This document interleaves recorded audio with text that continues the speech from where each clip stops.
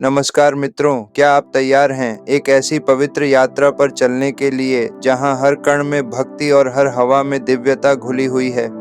आज हम आपको ले चलेंगे भारत के उस पावन धाम में जहां स्वयं भगवान श्री राम ने शिवलिंग की स्थापना की थी। यह स्थान है रामेश्वरम, जहां भक्ति, त्याग और धर्म की अमर कथा आज भी जीवंत है और हमें जीवन का गहरा अर्थ सिखाती है।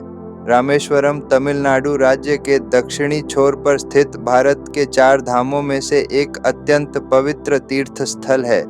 यह केवल एक भौगोलिक स्थान नहीं, बल्कि करोड़ों भक्तों की आस्था का केंद्र है।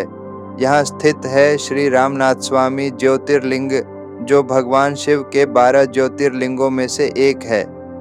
यह अद्भुत स्थान चारों ओर से नीले समुद्र से घिरा हुआ है, जिसकी लहरें सदियों से राम नाम और एयूएम नमः शिवाय का जाप करती प्रतीत होती हैं। यहाँ की शांत और पवित्र हवा में आज भी उस युग की दिव्यता महसूस की जा सकती है। रामेश्वरम हमें सनातन धर्म की गहराई और उसकी शाश्वत परंपराओं से जोड़ता है। हमारी यह यात्रा हमें उस समय में ले जाती है जब भगवान श्री राम ने लंका में अधर्मी रावण का वध किया था।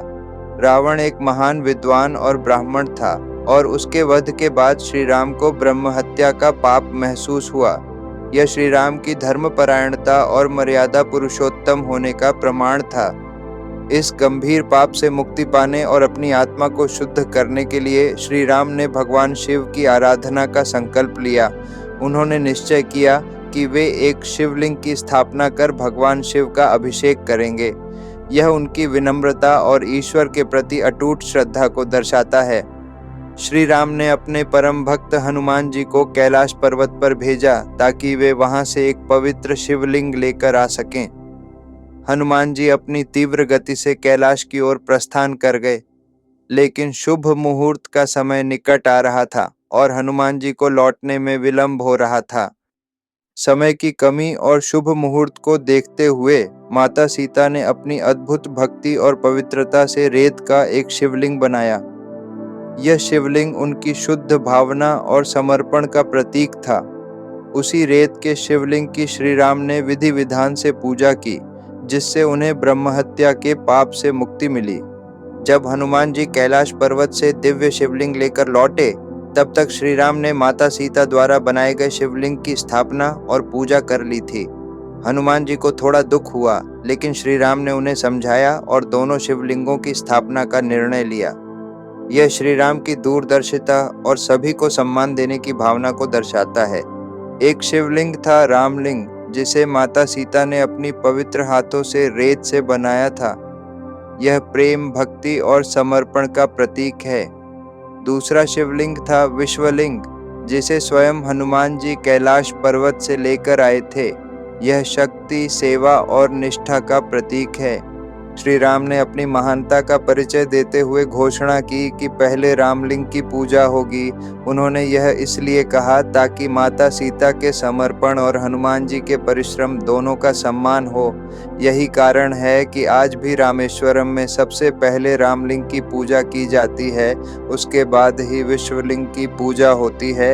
यह परंपरा हमें सिखाती है कि भक्ति और प्रेम का स्थान सर्वोपरि है। कहा जाता है कि जो भक्त सच्चे मन और पूर्ण श्रद्धा के साथ रामेश्वर भगवान के दर्शन करता है, उसके सभी पाप नष्ट हो जाते हैं। यहाँ की यात्रा केवल एक तीर्थ यात्रा नहीं, बल्कि आत्मा की शुद्धि का मार्ग है। यह हमें जीवन के चक्र से मुक्ति और मोक्ष की ओर अग्रसर करती है। रामेश्वरम में 22 पवित्र तीर्थ कुंड हैं, जिनमें स्नान करने का विशेष महत्व है। इन कुंडों में स्नान करने से न केवल शरीर शुद्ध होता है, बल्कि आत्मा भी पापों से मुक्त होकर निर्मल हो जाती है। यह एक आध्यात्मिक अनुभव है जो भक्तों को आंतरिक शांति प्रदान करता है। रामेश्वर भगवान हमें यह भी सिखाते हैं कि भक्ति में अहंकार का कोई स्थान नहीं होता, केवल समर्पण होना चाहिए। श्री राम जैसे महान योद्धा और राजा ने भी अपनी विजय के बाद विनम्रता पूर्वक शिव की आराधना की। यह हमें सिखाता है कि सच्ची शक्ति विनम्रता में निहित है। रामेश्वरम की यह पावन भूमि हमें कई महत्वपूर्ण जीवन मूल्य सिखाती है, जो आज भी उतने ही प्रासंगिक हैं।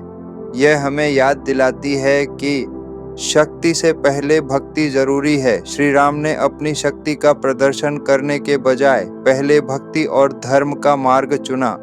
यह हमें सिखाता है कि आध्यात्मिक बल भौतिक बल से कहीं अधिक श्रेष्ठ है। विजय के बाद भी विनम्रता आवश्यक है। रावण पर विजय प्राप्त करने के बाद भी श्री राम ने अहंकार नहीं किया, बल्कि ब्रह्महत्या के पाप से मुक्ति के लिए शिव की शरण ली। यह हमें सिखाता है कि सफलता के बाद भी हमें विनम्र और कृतज्ञ रहना चाहिए। भगवान के सामने सभी समान हैं। रामेश्वरम में हर जाति, धर्म और वर्ग के लोग एक साथ आकर पूजा करते हैं। यह हमें सिखाता है कि ईश्वर की दृष्टि में सभी प्राणी समान हैं और हमें भी सभी के प्रति समानता का भाव रखना चाहिए। राम और शिव एक ही हैं। जो व्यक्ति राम और शिव को अलग मानता है, वह सच्चे सनातन धर्म के मूल सिद्धांत को नहीं समझता। रामेश्वरम इस बात का प्रतीक है कि विष्णु और शिव एक ही परब्रह्म के दो रूप हैं, जो हमें एकता और सामंजस्य का संदेश देते हैं। यदि आपको रामेश्वरम की यह दिव्य और भक्तिपूर्ण कथा पसंद आई हो और इसने आपके हृदय को छुआ हो, तो कृपया इस वीडियो को लाइक करें। इस पवित्र ज्ञान को अपने मित्रों और परिवार के साथ शेयर करें, ताकि वे भी इस आध्यात्मिक यात्रा का हिस्सा बन सकें। ऐसे ही और भक्तिमय और प्रेरणादायक वीडियो देखने के लिए हमारे चैनल को सब्सक्राइब करना न भूलें। अपनी प्रतिक्रियाएं कमेंट बॉक्स में अवश्य लिखें और हमें बताएं कि आप और किन पवित्र स्थलों के बारे में जानना चाहेंगे। जय श्री राम। AUM नमः शिवाय।